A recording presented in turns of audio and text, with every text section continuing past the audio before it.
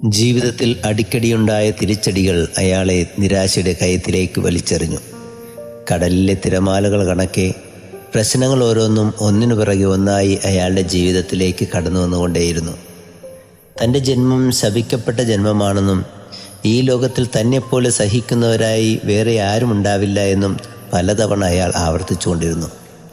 അവസാനം എന്തിനീ ജന്മം എന്നുള്ള ചോദ്യത്തോടെ ജീവിതം അവസാനിപ്പിക്കുവാൻ തീരുമാനിച്ചുകൊണ്ട് അയാൾ ഇരിക്കുമ്പോൾ അയാളുടെ സ്നേഹിതൻ അയാളുടെ അടുത്തെത്തി അവനെയും കൂട്ടിക്കൊണ്ട് ദിവ്യനായ ഒരു ഗുരുവിൻ്റെ സന്നിധിയിലെത്തി.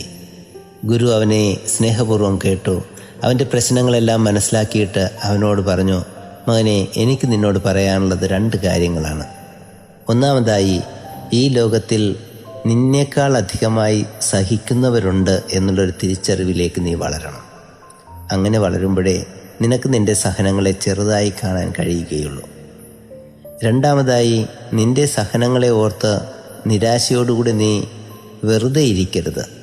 കാരണം വെറുതെ ഇരിക്കുമ്പോഴാണ് നിൻ്റെ ജീവിതത്തിലേക്ക് പഴയ ഓർമ്മകൾ ഓരോന്നും തലപൊക്കി വരുന്നത്.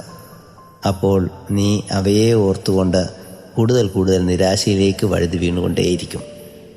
നീ എന്തെങ്കിലും പ്രവർത്തന നിരതനായിരിക്കണം.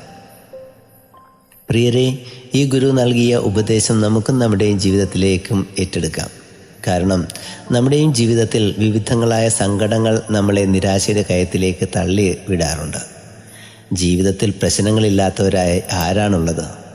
എല്ലാ പ്രശ്നങ്ങളെയും നേരിട്ടതിന് ശേഷം സന്തോഷിക്കാമെന്ന് വിചാരിച്ചാൽ നമുക്ക് സന്തോഷിക്കാൻ കഴിയുകയുമില്ല.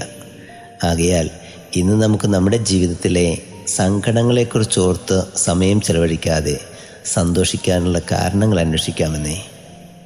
God bless you.